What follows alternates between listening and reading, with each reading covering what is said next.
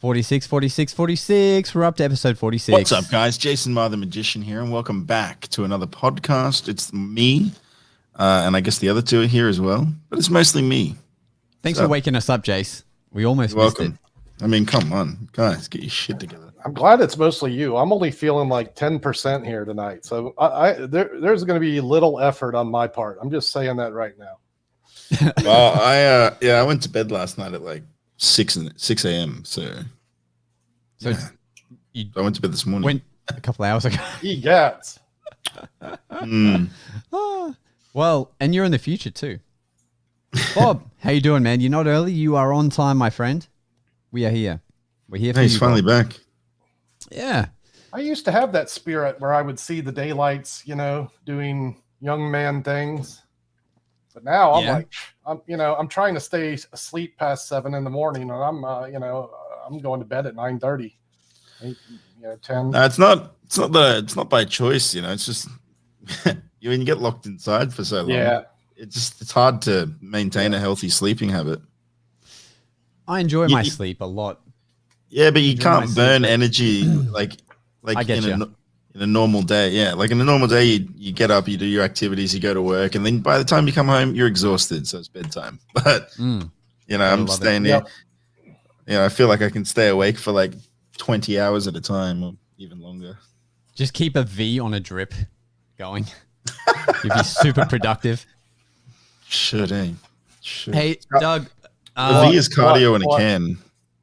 Cardio in a can. Hey, that could be a slogan. Heart rate up. Yeah. Cardio in a can. That's great. Heart attack in a can. Doug was telling us something about Facebook this morning because there was some issues. I don't know if any of our viewers had issues with Facebook as well. But you couldn't activate anything properly?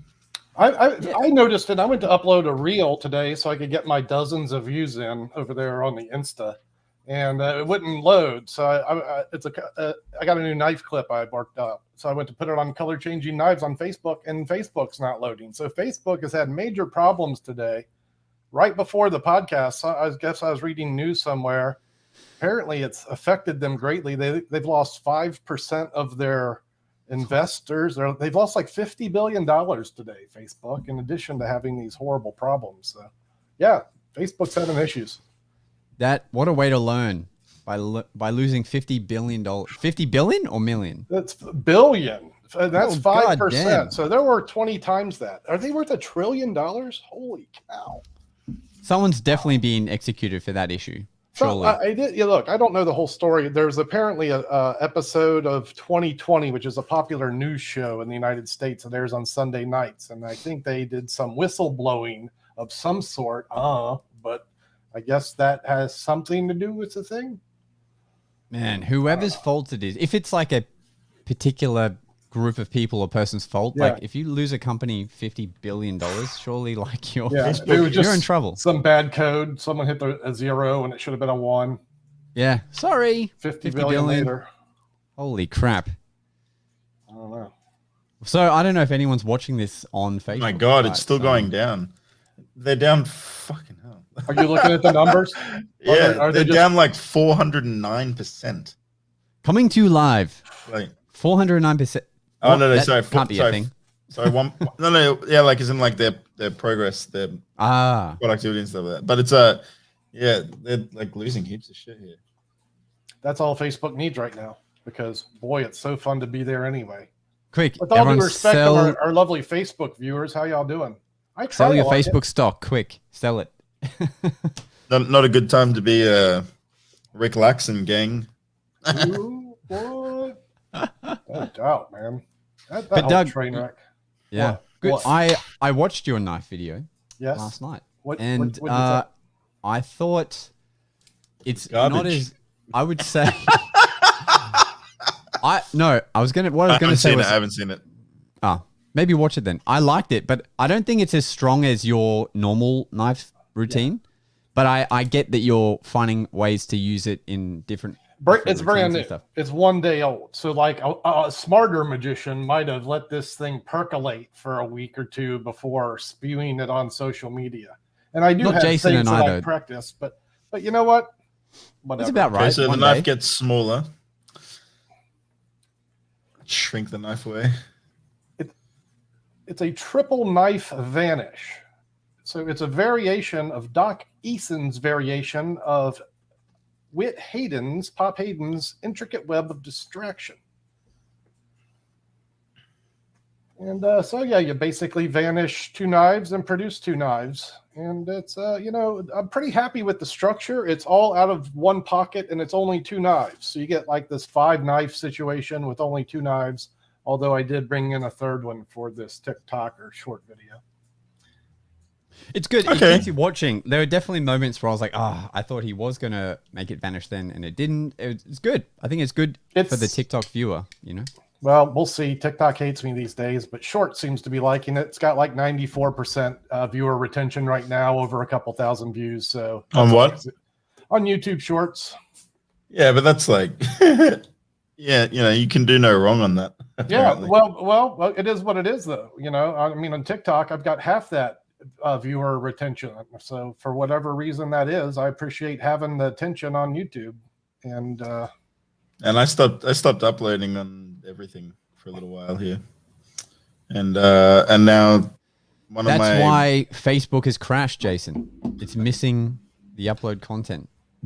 Well, one of my, that spot card trick, it started spiking again and getting more views. Seems like when I stop uploading, one of my videos randomly goes viral. So I feel like I'm more incentivized. Do you think they do that, to incentivize you, to bring you back? Yeah, absolutely. It's literally the first thing I said to Yuki yesterday. I was like, it seems like TikTok wants me to upload more content. I wonder if the longer you don't upload, the more it tries to throw at you. Like, here's some clout. I reckon they do it for a little bit, and then they try and punish you, and then who knows? Try a bunch of different tactics. I leave about 5% brain space for the way TikTok treats me. I just can't keep it in my head. It just, whatever it is. It's too weird for me to even try and wrap my head around. I'll still never forget the day that I showed Jason how to use it, and then he made one video and blows up. And he's I didn't make one. Another 1,000. Well, the very first video I made was a pen through bill video. Remember, where I ripped it back out and the tip flew off. I thought it was fucking funny, so I just uploaded it. In my soul, it's how I remember it. I know it's probably not the recollection, but in my head, it was like, in a whole day, it was like, here's this thing. All right, look, let me do some whips, and then boom, I have more than you. Ha ha ha. That's what I remember in my head, how that played out. Jason, yeah, Solis, what's up, bro? I am pretty impressive, so I think it's because at the time you naturally filled up more of the screen than I did, so the content was more rich. I'm working on that. I'm eating ice cream every day. I think the thicker I get, the better my audience will grow. That's my general process here. Girth equals viewers. I don't know. I'm all in on this. That's just a body positive comment. I'm also going to grow my hair back out. On your there you go. So the first video I ever uploaded was 5,000 views. And then it kind of followed suit. I continuously uploaded for a little bit there. They only ever hit like 5K views. And then boom, I uploaded this whip cracking thing and it hit 1 million. I feel like I feel like those 5K views probably came after people went back to them after seeing. No, I remember the first one that I uploaded. The first one that I uploaded got like 3.5K views, and I was shocked. I was like, "Oh my god, there's so many views, man!" But then, whatever, right? Here's something kind of cool. Check this out. Do you remember this, Josh? Doug, check this out, my mans. Oh yeah. What are we watching here? Let's talk this through for the listener. A vanishing thing behind a card? Is that? You might have to show it again. Yeah, so there's a dice. A die? And die? Look, hands off. That die disappears, baby. Very nice. Yeah, I remember that. I remember it. Some good shit, man. That's back when, we're being elegant with our magic, silent to the camera. Yeah, man. None of that you ever see this one, Doug? I opened a beer with some whips. Check this shit out. That's good content. I'm surprised. I don't think I have seen that one. I'm surprised. Lad Bible or Dude Perfect or something didn't pick this one up because that's a crazy skill. They did. They messaged me all the time asking for it. I just don't bother because as soon as there's a mention of a contract, I'm out. I stand corrected then. Yeah, unless the mention of a contract is we'll also give you this much money. I'm not interested in signing a fucking contract. Yep. You go, girl. Mm-hmm. Well, it's because it's these places are all like exclusive contract deals, man. They're terrible. Speaking of things that are terrible, have you guys had a chance to check out this Nicholas Lawrence Apollo trick? Oh my, we having an unboxing / review live on the Magic Guys? No, I can't unbox it because it'll just straight reveal Actually, it. It just starts shipping today, so no one has seen it yet. Ooh. Oh yeah. We got the exclusive right here. All right. True. Can you do it at all, or can we make a decision? No, I'm not performing it. I'm not performing it. It's that bad? Like it's his. All right. This is the thing. Nicholas Lawrence consistently puts out good things. Okay, so I just want to get that. I just want to put that in the air. Agreed. This, however, I think would be the first product he's ever made that I don't like. I just don't think it's very good. And it's not.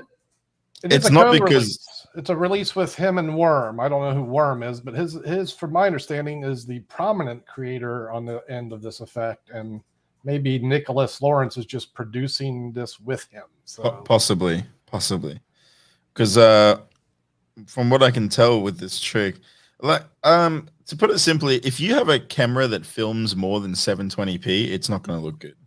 Really? Basically, yeah. I mean, yes, absolutely. I mean, if you've got it coming in the mail, you will open it, and I guarantee you're going to be like, "Oh shit." Actually, you said this last week. I think we were discussing it post podcast, and you mentioned that. So I didn't order it this week. I'm like, I'm going to trust Jason and save myself the money. So I didn't order it. Yeah, Murphy's asked me to try and put it into a performance, and I got to be honest with you, man. I can't. I just cannot do it. You know what? It's a catch 22 because I know Jace could find a way to make it look good, but the problem is when you do that, then people will say, it looks good when Jace does it. Right. I should get it. And then is that a disservice to the community? Because then they're like, crap.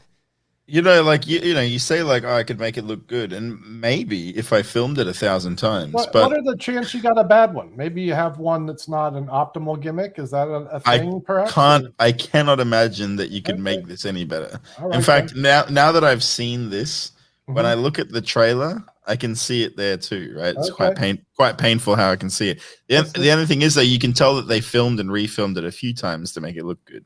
Yeah. Right. Well, and they never actually show. I don't know if you've noticed, but they never show a full performance of it. Wait a minute.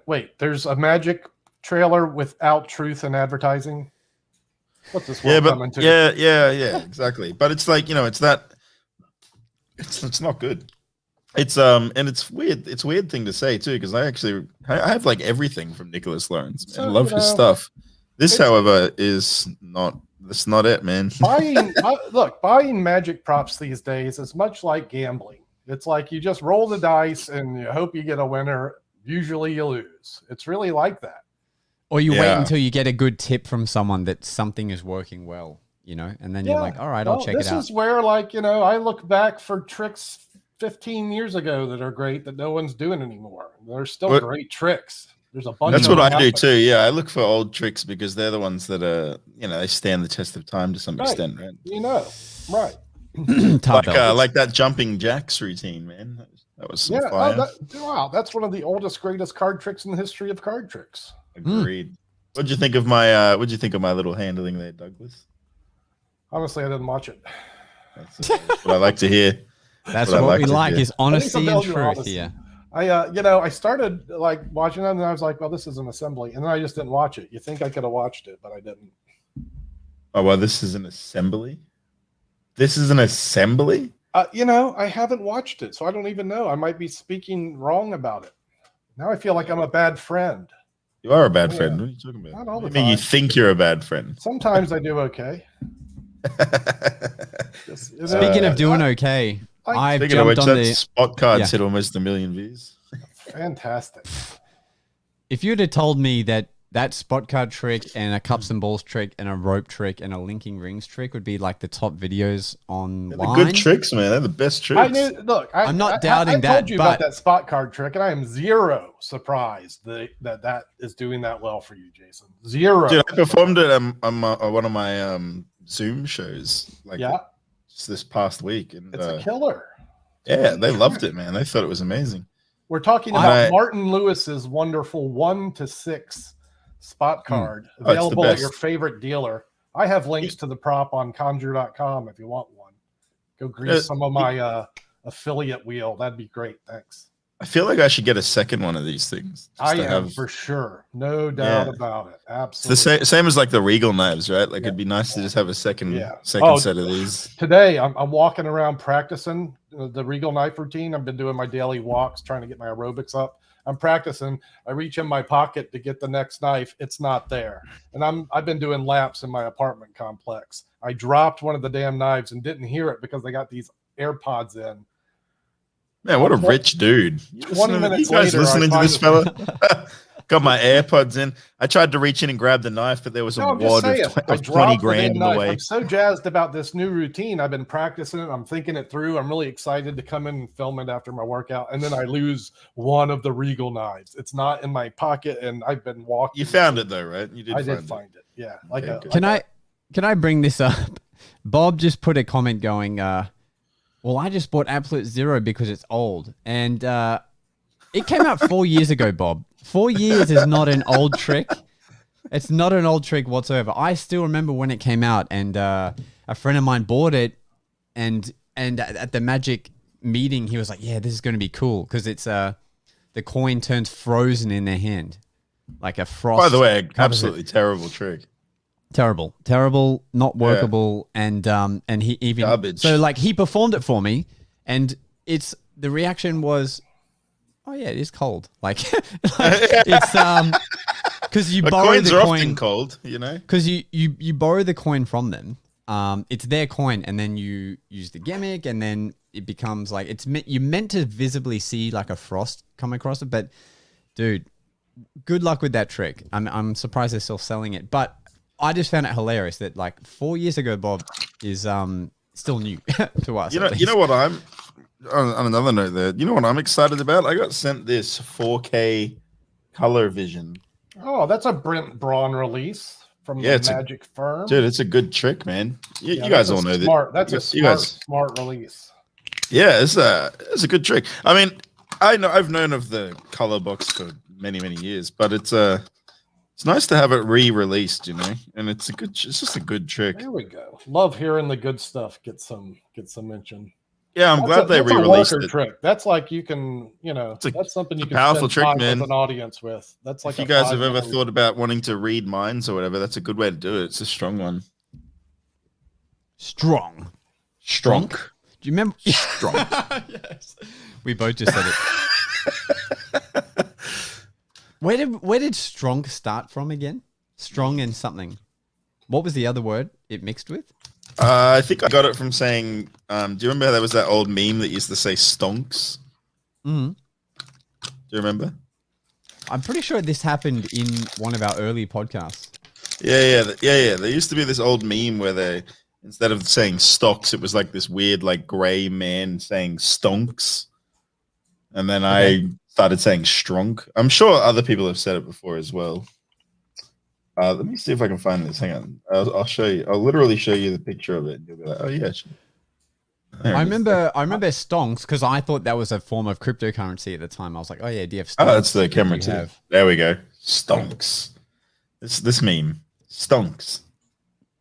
I love a good meme. Yeah, and so strong, baby, strong. There it. Shit. Okay, there we go. Boom, strong. Stonks. Look at all these tabs. On another note, I just finished Mass Effect 1, 2, and 3 for like the fourth time. You got the third one, man. I've been thinking about that game the last couple days. Like, I know you. Just stop thinking about it and get it, man. It's fucking amazing, dude. I'm like, How can you not want to buy it? I finished it 4 times in the, last couple of weeks. That's how good it is. I haven't thinking about buying the game in a while. You've got me thinking about it, but that's all I need in my life right now is a video game. I don't have time for it. It'll change your life, man. It's one of those. I'm considering it. I game on my iPad, so if it runs there, fine. I don't think I'm going to sit at the desk and play games. I don't think that's in my world anymore. So I'm pretty happy with the iPad experience, and there's some great games on there. All right, we'll play some Final Fantasy X then. You ever played Final Fantasy X? Genshin Impact. How about that one? I've played that. You know that game, Genshin Impact. Gimps do what? It's like a Zelda game, basically. Oh, okay. No, I haven't heard of it. We're talking about Halo again, aren't we? It's funny. I actually just downloaded the Halo. It's like all the OG games remastered. Look, I played some Halo in my day. Don't think I haven't. I was on the original Xbox with the first Halo.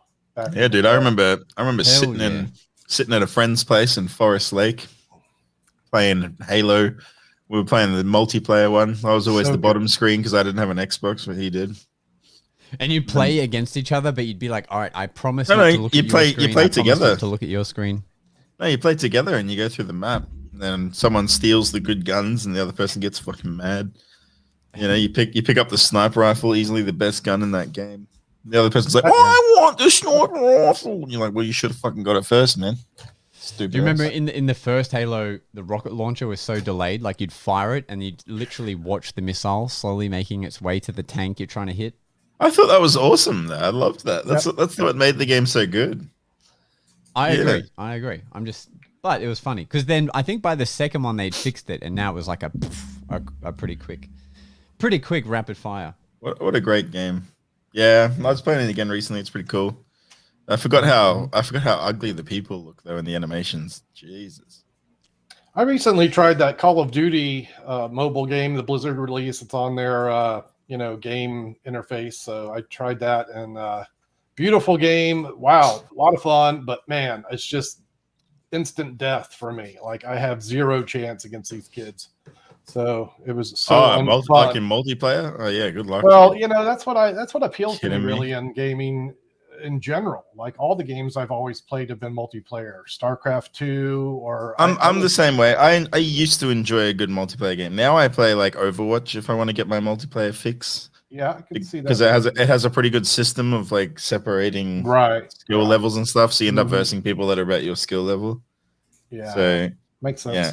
Because I think I tried to play Call of Duty once before, and they just stick you in a lobby, and then you've got all these dudes that are like seasoned veterans, man. They play this game like every single day. Yeah, it was unfun for me. You just get fucking hosed. Yeah.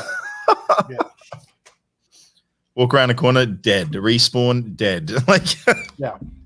So. And then you finally like shoot a round off, dead. Fuck. Claude saying COD all day long. Jason saying Halo is number 1. What's up, Claude Wyatt? Claude Wyatt in the house. Good to see you, brother. And then we also have Chico watching here in Vegas. Thank you. I'm sure there's plenty of shows to watch in Vegas. I'm manifesting Vegas in my future again. I'm manifesting it as we speak. Well, we get international travel in December here, finally. So I'm going to be hitting the road, man. As soon as I can get out of this damn country, I'm going all over the place. I'm leaving this goddamn. I've had Sydney up here as my desktop wallpaper, which rotates randomly. And today it was Sydney, the waterfront, the beautiful bridges, and what an epic city! That place looks like a wonderful dude. place. I love this city, man. I really do. I bet you do. It looks awesome. And especially for a busker. You mentioned they had multiple pitches, and looking at these images that have been on my desktop, I'm like, wow. Yeah, got like 10 different pitches. That's outstanding. And then it's just a great city. I just like the aesthetic of it. A lot of people say they wouldn't want to live here because it's extremely busy, but I mean, a lot of these people aren't buskers, right? Yeah, so it's like for me, this place some people they deal with that, some don't. I'm fine with that. Iki and I, we get a little bit of freedom now because we're both double vaxxed. Not much freedom, but like I'm allowed to go out and have a picnic and shit like that. So we did. So we went out and had a picnic and cracked some whips, and there were so many people out there having picnics that they were watching me crack whips, and then they all joined in, man. I started teaching people how to crack whips. I think I taught like fucking 10 people how to crack a whip, and everyone was having a good time, taking photos, videos, and shit, cracking whips with me. It was a good time.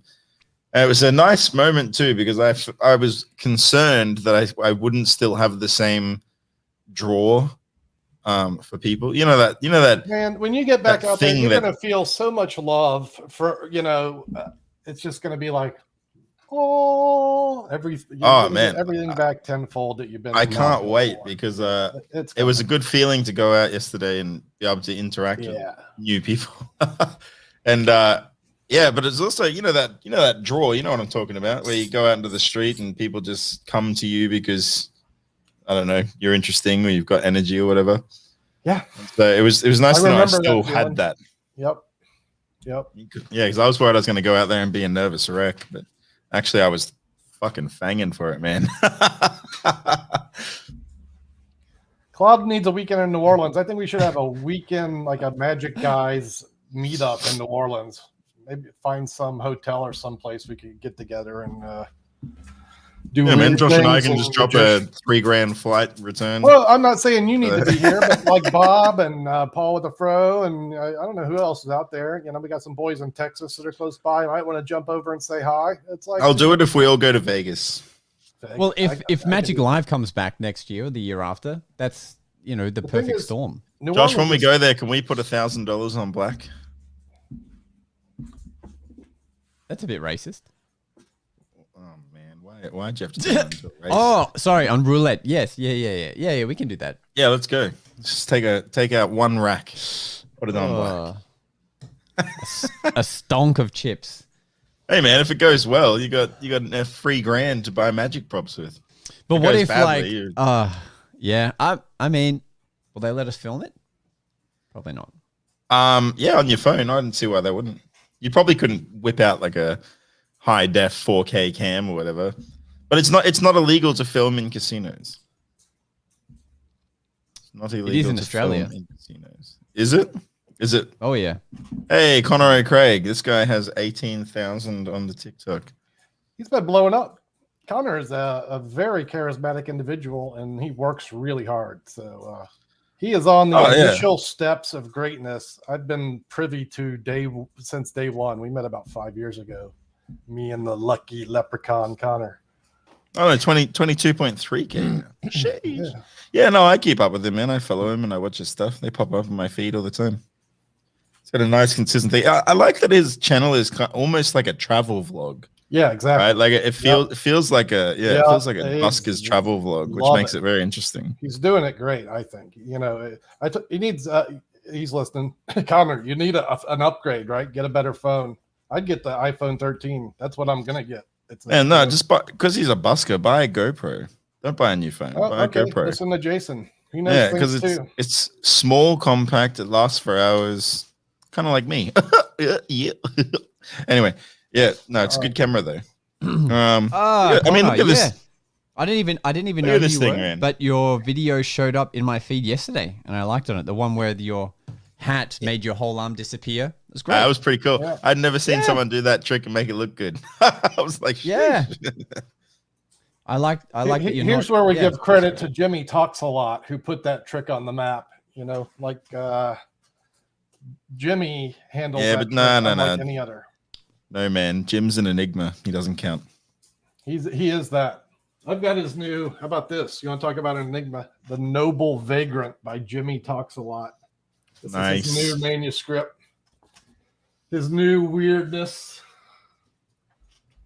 I expect to see him soon here.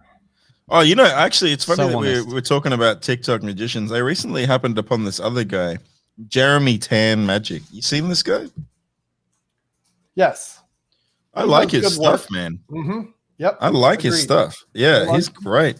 Yep. So I started following him, and he did those little yellow and black wristband things. Okay.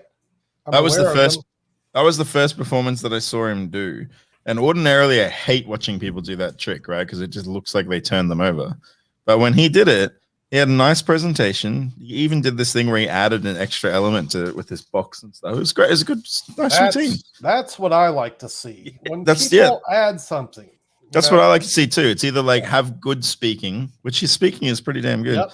Have good speaking, or be able to like add elements to things that make it a bit fresh, you know? If I had a checklist of things you had to do to make good TikToks, Jeremy, is it Tan? Is there Tran? Jeremy Tan Magic, yeah. I check every one for him. You know, he's got a great look. He's well presented. His magic is strong. He does all the, you know, proper things to get good engagement. And yeah, keep going, man. If you're listening, you're doing it right. Yeah, I'm glad I discovered him too, because he's actually pretty cool. Yeah. Yeah. And then that's it. I don't know. It's hard to find good magicians, especially these days. I feel like they're getting worse, man. Here's an interesting. I was talking to Richard Sanders, who arrived on TikTok over the last week, and he's just hit a brick wall. Like, they're not showing his stuff to anybody. I mean, he's posted 2 videos, but man. Still, but he's a quality guy. Like, you don't even give a guy a chance. Like, 0. It's not. So okay, here's something super interesting. I was watching this thing where the original creator of TikTok was talking about how they distribute the wealth, as it were. Yeah. And they said when they first started the app, they needed to like cherry pick basically a few people to just make them blow up, right? Yep. So that people would follow suit. And one of the people that he cherry picked was Charli D'Amelio. He just randomly picked this chick and was like, you know what? Let's just make this person famous. I see. Wow. How crazy is that? Wow. I thought it was so interesting to hear that. I was like, damn, dude. It's like, what does that actually mean? Does that mean that like doesn't that take away from like all the success a little bit? I feel like even she in her bio, if you remember, used to say I don't get it either. Yeah. I don't get that hype either. Yeah. But now and then they, you know what's super weird though about that family, the D'Amelios, man? I feel kind of bad for them because it was literally like 2 years ago. They were just a regular family, like a regular family. She was going to school camps and shit like that, and mom and dad were working full time. And now they're rich, and there's paparazzi at the front of their house all the time, and it's kind of crazy, man. They did this like reality TV show for them, which was pretty difficult to watch. This is where you stop feeling bad for them. If they're making the choice to be on television with their situation, this is where they want to be, or at least they're probably getting paid very well for it. Oh yeah, they're making bank for sure. I mean, it was their choice to do stuff beyond TikTok, and you can't feel sorry for them. They're like cleaning up, and the daughter has Dixie has a show where she's like interviewing these A-list celebrities and stuff, like a talk show on YouTube. And so, they took it beyond it. But it's crazy that they just pick some random. I wonder how they did it too. Like, did they just? Thankfully, Claude Wyatt has no clue who we are talking about. It's nice to know that there are still people who don't know about these TikTok icons. Well, another example of that is like Sean Does Magic, right? Yeah, right. The Magic Crasher is another one. He was one that was there when it was not TikTok. Oh, that guy, what was it, man. Josh? It was Musical.ly, but before that, he was even on that one. Dude, that guy's weird, man. Yeah, but that was his deal. He was like, timing is everything. Hey, I'm here. I'm doing interesting things no one else is doing, and yeah, and then consistency, and you apply a little thought, and things keep working out. Right? It's like. Yeah, I mean, once you get that snowball rolling on social media, it's not a hard ball, I don't think, to keep rolling. It's getting it rolling in the first place. Bro, there we go. Go buy a battery pack, by the way. No, it wasn't that. I know that, but yes, go buy one. All right. Don't be so cheap, man. I know that you make enough money to go and buy one. Just order it on Amazon. Send me a link. I have a magic topic before we talk about no magic topic on our magic podcast. There's something that's been on my no, it's a podcast with magicians. It's not a magic podcast. Well, we have quite a few in the chat, which I'm happy to see. And even if it was just you guys, I'd be interesting to know this. And I'm particularly interested in what's available on YouTube. What is your favorite magic show? And I'm going to name the 2 that are easy and that come to my mind I've seen on YouTube recently. And this is Hello Sucker by Harry Anderson and Ricky Jay and his 52 assistants. We've talked about both of these shows recently, and they were some of my all-time favorite magic shows. Yeah, in and of itself, and Ricky Jay's 52 assistants. Well, I'm specifically here's what I want to do is direct some of my YouTube viewers to magic shows they might view on YouTube. So I'm looking for things to recommend to them. And I have those two, and then like I have honorable mentions of David For Copperfield. Like you could watch yeah. any Copperfield, and then World's Greatest Magic, which was in the 90s, because they had all the great close-up guys on there. That's why I recommend that. Okay. Chat, you're welcome to chime in here. What, Josh? Go. I love watching Bill Malone's performances of his Here I Go Again volumes, because you can watch the performance-only sections. Yeah. At the what's the studio called again? L&L Publishing. I see. So I love watching them, and I specifically always remember getting excited when a Darren Brown special was getting released on YouTube. Okay, all right. Those ones, I'd be like, sick. See, when I think of World's Greatest Magic, I think I thought of Bill Malone. This is a chance in that day and age where we didn't have internet, and you got to see these magicians on television. It just wasn't happening for close-up guys at that time. Hey, look at this man! You got a fellow Pieces of Nothing fan over here. Hey, it's interesting. Yeah. You know, it's funny. What's funny about you saying that is that a long time ago, Josh saw that routine, the Pieces of Nothing, and was like, "Oh man, I really want to perform that in real life." And I remember I was working at a bar at the time, and I was like, "Oh, don't worry, bro, I got you." And I had the bar had a drill, and I stood there and just drilled this hole. Took fucking ages, man, because drills are not meant to go through coins. I swear. I sat there just, and then I finally got a hole in that coin for the motherfucker, and then he just got one laser cut.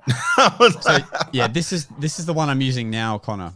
It's the currency that we have here. I know Connor has made his own trick coins. I think get your face out of the camera shot if you want to focus. He can relate to that experience. Is that a Francis Minotti trick? Is that what that is? Yeah, Pieces of Nothing. It's good routine. Yeah, I used it in one of my Trick-a-Day Maze. Is that a show or a Pieces of Nothing? What is Pieces of Nothing is a routine. Okay, why three parts? Why is there 3 parts? No, I'm assuming that he's talking about because in that show he would perform Pieces of Nothing. He's saying Pieces of Nothing is my favorite. Yeah. So in the whole show he does all kinds of weird shit. But he's saying that the video, his performance is split up into 3 videos. I think that's what he's saying on YouTube. Not of Pieces of Nothing. Not of that one trick. Yeah, he did a show.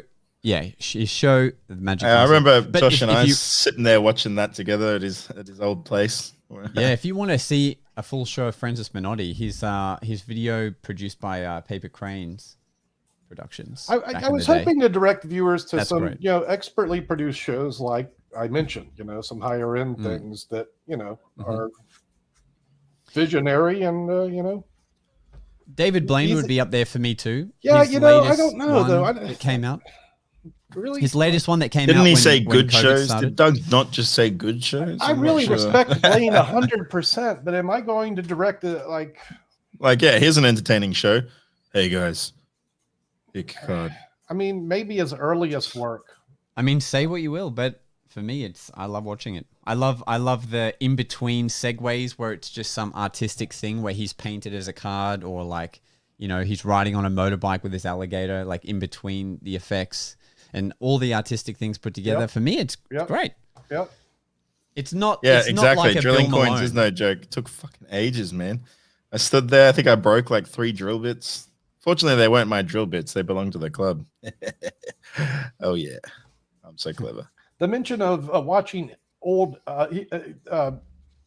Magic Man mentions Amar on Carson, but maybe a playlist of magicians on Carson. Because Carson had some great magicians in his lifetime. He loved magic, Johnny Carson. If you're not familiar with him, he's a very respected talk show host. So, I remember seeing Dean Dill on. Tell him to take the time to look at Paul Daniels' magic. Oh, Paul Daniels. Paul Daniels is a shining beacon of a performer. He's amazing. Chicken dinner. Ding, ding, ding. Paul Daniels is my favorite magician of all time. I still think he's incredible. Yeah. Yeah. Despite the fact that he was racist. Claude, we don't mention that name on this podcast. All right, my friend. Hey, Mind Freak, Chris Angel. You know what's funny? Chris Angel I used to hate until I remember watching his TV show, and I used to be like, this sucks. This show sucks.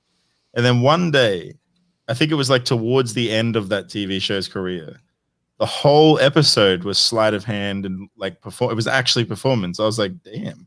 And I remember him evolving into that kind of yeah, and he did some good shit. Like there was the one trick that I remember was like this tea cup or a coffee cup, or rather, it was a chop cup, right? But it was made to look like a coffee cup, and he does the whole routine and then produces a cup full of coffee beans and then takes the coffee beans and turns the coffee beans into actual coffee. It was a good routine. It was very nice to watch. I was like, damn, this guy's got some chops. It's interesting that, he didn't pop in my mind one time. You know, I've given it a thought the last couple of days about magic shows. Not once did even Chris Angel enter my head. So I guess that says something. I respect his work. I think what he did was epic. Although I was going through my memories the other day. One of his last shows was titled this. It wasn't Mind Freak anymore. It's like after Mind Freak, and he was making a return to television. And the show was called Tricked Up. Tricked Up. Tricked Up. Tricked Up. Like if that's the title of the show, I'm wondering, like, what are the discards?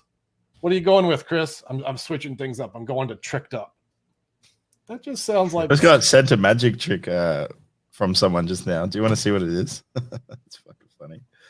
We have a magician friend called Peter Booth. Peter Booth. PD. What's up, Pete? And he sent me. It's a video. Sent me this. No, it's just a picture, but it's funny. So Tricked Up for real. Ready? Is it Tricked Up good? Linking onion rings. Wow. Chinese linking rings been one of the most popular effects over the years. Oh man, it's so funny. Hang on, what is it? Imagine doing this at Eat Street Markets, where so funny, dude. That's funny. Eating onion rings. That is funny, man. You can't fault the man. Can you just sell anything now? You can just sell anything these days.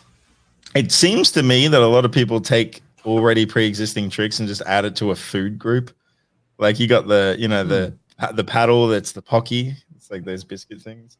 Yeah, linking. I'm thinking right now of Ray Cosby. You had the ultimate version or the great version of this. He did it with pretzels, and it was impromptu. You just wet a broken pretzel, and you can stick it back together and make a linking pretzel gimmick. So, it's a great bar trick on the spot. You break it, lick it, link them together. You don't have to buy, what are they, sponge onion rings? What are they selling? Is it latex onion rings or it's probably this. You get actual onion rings. They're good for like 3 shows. You either eat them or chuck them away. I don't know. I don't even know anymore. I just know that like when, the bite gimmicks, like cookie bite and coin bite, all that sort of stuff. I know that I own like a lot of different bite gimmicks. We can thank David Blaine for that. Speaking of Blaine.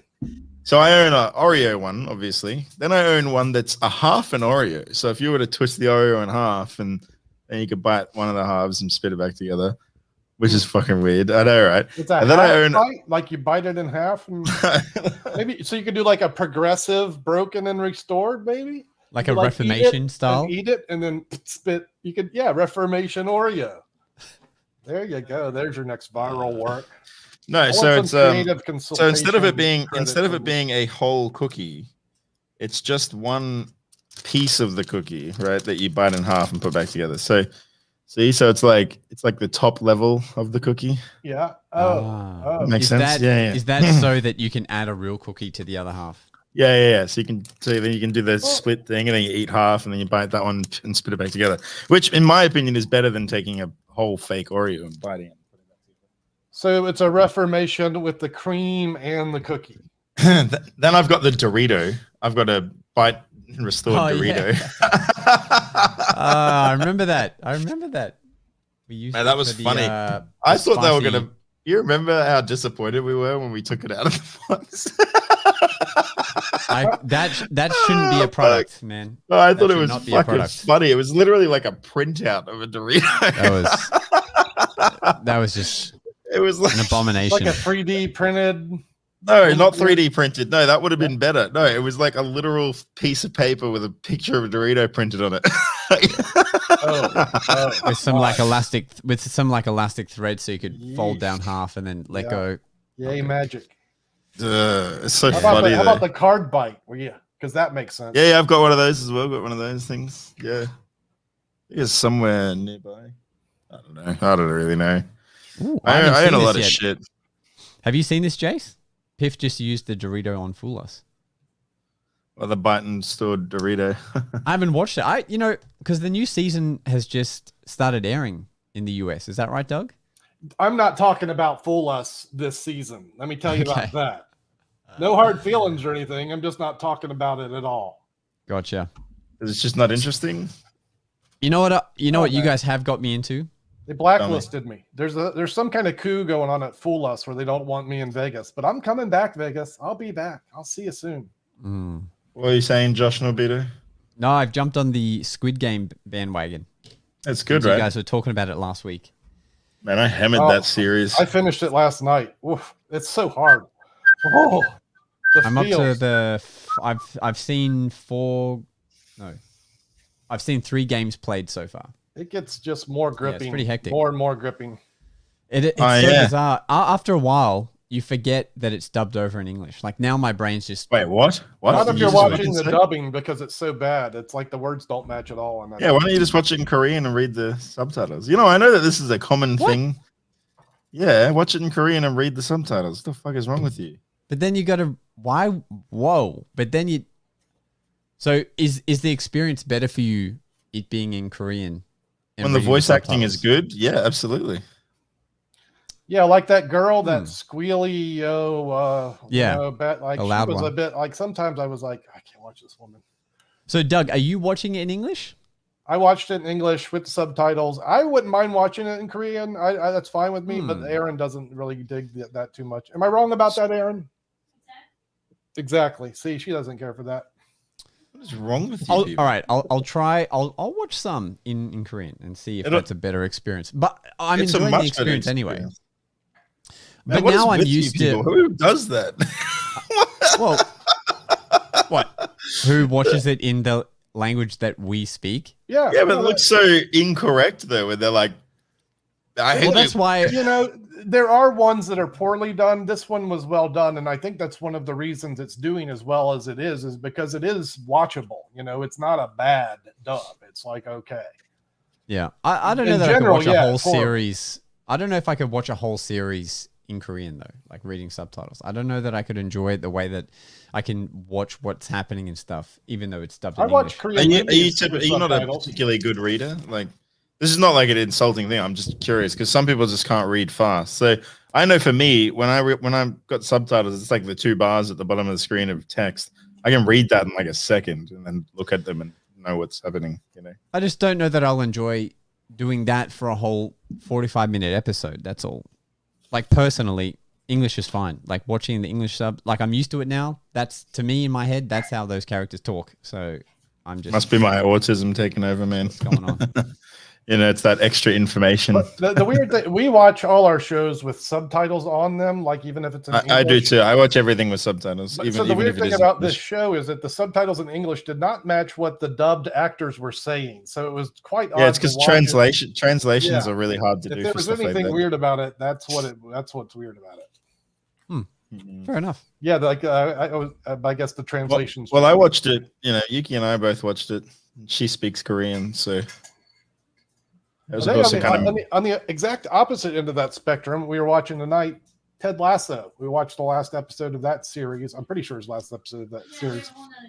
But season 1. That show is great. Ted Lasso. What show? What's it about? Ted Lasso. It's about an American who goes to coach a soccer team in London or England. And he's hired evilly to screw this team up, and then it's his life and how it's the feels are strong with this show. Ted Lasso. It's an Apple show, Apple TV. So it's maybe you take a chance to watch The Guilty on Netflix yet? Oh, we were just looking at that. Maybe we'll watch that tonight. Have you seen it? The Guilty? It's a Jake Gyllenhaal movie, man. You can't go wrong. We were looking at the previews for that. But we still haven't finished the Squid Game. So it's a remake of like a really old movie. Oh, all right. Yeah. I've seen the trailer so far. That's all. If you guys enjoyed Squid Game, you should also check out Alice in Borderland. Why is that familiar? Is that a Korean? No, it's a Japanese movie. Well, it's a series. It's a series, but yeah, it's a Japanese series, and it's similar in nature, but a little different. Like it's a little bit. It's very similar in nature, but you have to watch it. It's quite good. I enjoy it. Alice in Borderland. All right. I'll put it on the list. What do you guys think? I don't know if we've talked about it on the podcast yet, but the new Matrix trailer. Haven't watched it. Oh, I thought it looked terrible. I couldn't watch the second Matrix, and the first one was just bearable for me. And I like science fiction, and I like Keanu Reeves. I don't know why I didn't like the Matrix 2, and I just couldn't watch the third one, and so on. You didn't like those ghost people? That was awesome, man. Yeah, I guess I didn't. I guess I was expecting coin matrices, and like Al Schneider and stuff. Whatever. I don't mind. I don't mind the Matrix. The Matrix was never, it was never really one of those. I know it's iconic as hell, and people love that movie. But for me, it was kind of the same. Like I didn't mind it. Some of it was kind of cool, but it's not something that I would watch because I was like, oh, what a gripping story. No, you just kind of like watch it to see dumb shit blow up and watch people fight. Like, you know what I mean? It's like a mindless movie for me. Yeah. It's just one of those ones that you watch because fuck it. Like, why not? Yeah, I do that. You're both dead to me. You tell me, Josh, how the Matrix influenced your life. Like now when you walk to, like you go to do a gig, do you find yourself like constantly fucking ready for someone? Like, like. I wish I had this photo. There's a photo that exists, and I learn't how to do a cartwheel with one hand while holding a gun because I saw that in Matrix 1. And there's a picture of me and my sister when we're like, 8 and 6 or whatever, and doing that. So like, I think that helped me get into, because that came out before I did gymnastics. So I think that then made me get into gymnastics, which then helped me get onto AGT because I did gymnastics. There's Jason Solis in the chat. He knows the truth as well. What? Yeah. Josh was the best magic guy. That's right. The truth is coming out. We've tried to hide it, but he is the best one. Yeah. Doug's only been carrying around 40 years of collective experience, but but that's like 90%, Josh is the best. 90% card tricks. So that's only counts like 3% real world value. I would be honest in saying that you're probably one of the most well-rounded magicians I've ever seen in my life. Like you specifically, Doug. I've seen a lot of magicians, man. Like some of them, it's like some magicians can do some rope magic and all this other shit, but you seem to have a fucking hand in every single pie, man, when it comes to magic. I will accept that compliment. If it was a compliment, I am a well-rounded practitioner. I love our art. But what about you, Josh? I think I'm picking card tricks. I think both you and Jace, like your style of repertoire of just knowing a lot of stuff has been in the making, ready for this online content that you guys are now doing so well. And you're still young, Jason. Jeez, I got 20 years on you. So, well, were you as good as me when you were my age, huh? As far as what I had access to, like our ability to learn at that time was limited, but maybe that's a blessing as well. Not having access to limitless information and magic. So limitless information can kill you, man. You get crippled with choice. But look, through the way information has evolved through the last 10 or 20 years, magic in the news groups and the reviews and all this wonderful information that was available to me is now funneled down to like, here's the good stuff. So now people know like what is good. They know like which double lift to learn and which, and the ways to learn these things are easily accessible. So I think it's easier to ramp up quicker for a new student. Now, the real challenge is, can you take this information and then get a unique point of view and maybe some unique effects? Now, that's the challenge. Can you do that? You can. The thing that I did when I was young and starting magic is I was more obsessed with learning how to do the techniques, right? So, I learned like 20 different double lifts, and I learned equally amount of passes and all this other shit. Second deals, bottom deals, all that sort of stuff. Yep. And then because I learned so much, and then I would like explore into like random stuff that people just simply don't do, like the oxygen control by Johan, for example. Like this is an absurd great. Absurd move. And then there, the Cascade control or the Victoria control, stuff like that, like things that start venturing into a realm of like unknown because people just learn the basic stuff, right? Like I still see magicians after like 20 or 30 years still doing the double undercut, right? Yep. There's nothing wrong with the double undercut, by the way. I still use it when it's appropriate. Absolutely. But well, what's funny too is seeing young magicians not know what a double undercut is.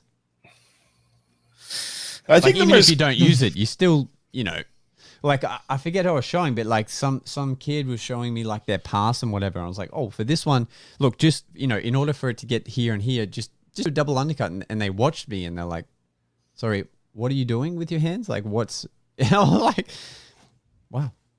I think it's like go ahead, what? Doug. Go, you go. No, both talk at the same time. I can hear both. There needs to be a good reference that's established. Like, when I was growing, it was the Mark Wilson course in magic. And it's something I still recommend. I think it's a great beginner's book. But here we are in this day and age where information is everywhere and like there's so many things. But what is the one best resource for a growing magician? Like, where do they learn which is the best double lift out of the hundreds that are available? Jason England's course on fundamentals. Okay. I mean, hopefully now it's the Doug Conn show. It's the Doug Conn channel where he talks about the double lift. I would actually, That's not enough. That's not. I would actually point resource. Young magicians towards your channel for sure. To be honest, if someone was like, I really want to start learning magic, I'd be like, go check this guy's channel out. Yeah, thank you for that. Because you teach a pretty good, like raw fundamental. Like I don't know why I just can't. I don't teach like basics a lot. I teach like pretty advanced shit, and maybe I should fix that and start teaching. Keep in mind, I am stuff. teaching advanced things as well. That's just on the membership end. I've got about an extra 15 or 12. You know what I love about our little chat here, by the way, just on the side, is that we've got someone that's like, oh, Josh is the best magic guy, and someone that says Doug is the best magic guy. But what about me, huh? You motherfuckers. No, someone did make a comment about you. No, they said Jason sucks.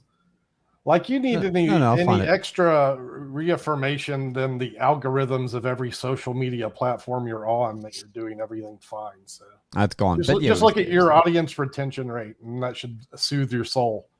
And it's funny that you say to me too. You were saying before that you posted a video that's getting like a couple 100,000 views, and what was your audience retention rate on that? That you seem pretty pleased with. You talking to me? 94%, I think Doug said. Oh, that was the new clip I just posted. Let's see one that I just posted. It's got like what did I post that I was hoping that would do well on TikTok that hasn't? So here's my chop cup routine on YouTube in less than a week. It's at 273,000. On TikTok, I thought you were about to say percent, and I was going to be like, no. That's good. So I'm just saying, this is the views that when I made this routine, I'm like, this has a potential to do well, and it's doing well on this platform. It's 270,000. That's a good number of views, right?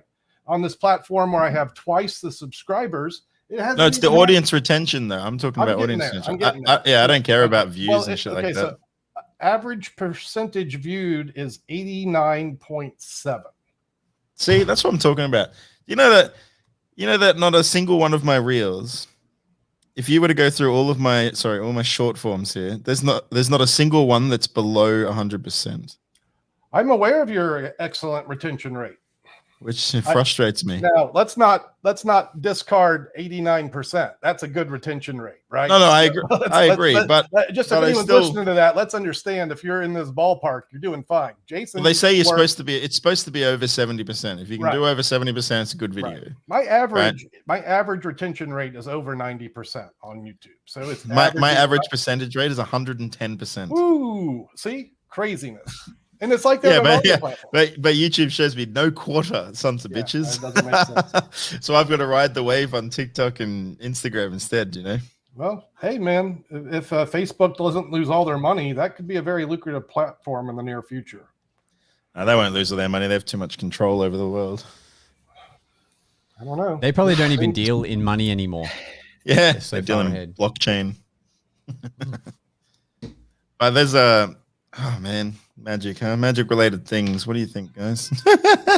What about the weather right now, man? Yesterday it was 36 degrees in I wouldn't know, man. I live in lovely Sydney where the weather is always like 24 degrees year round.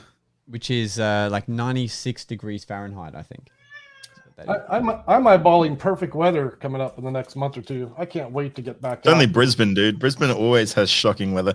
You know what the worst part about knowing that you had a 36-degree day is that it's not even summer yet, dude. It's not even summer yet, and you're having this scorcher of days, right? Yeah. So meanwhile, I'm down here enjoying nice fresh breezes from the ocean, and so it's just stupid hot there. Is that the situation? Or just like Queensland in the middle of the day, it was hot. Yeah, okay. Queensland is atrocious, man. Like the heat there is dangerous. Yeah, I remember busking out there, and I would carry around like 4 liters of water while I was busking. That's the way New Orleans is. It's unreasonable. It's like ridiculous. Did you go and busk on the weekend, Doug? I didn't. You know, I last weekend it was too hot, and the week before that I just over ambitious. I was, you know, really this week, just like the last couple of days, I've been feeling like I'm finally over all the sickness and the broken bones and the injuries. This hand, man, I've been working these new silicone minute balls I got.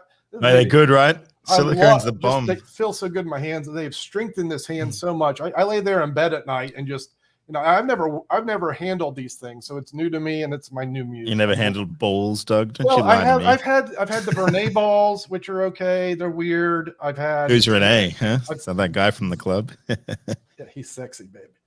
I've had ones. I've never had a silicone set. I love them. So yeah, silicone's the best. Yeah, I used the JL ones. Did you get JL? Is that what you got? I didn't. I got Bond Lee, and I'm feeling like the shell on these is a little thick. Yeah, right. So the reason I got the JL is because the shell is almost indistinguishable from the ball. Is that the Lucas? Yeah, Lucas? Is that what it is? No, it's a Korean brand. Yeah, JL. You got to bring it down here. There it is. All right. Before we finish, if you both can show us your balls, perfect. You can see that's big. Yeah, it's not. Yeah, it is. Don't care. And I'm super interested in Harry Reiser's work, which uses no shell. And if nothing else, just having these to work with, love it. Very happy. Yeah, this reminds me of a Bob Possible video. Playing with their balls. Yeah. Bob, we're right in your. Maybe you could. I'm not going to go there. I got to keep my.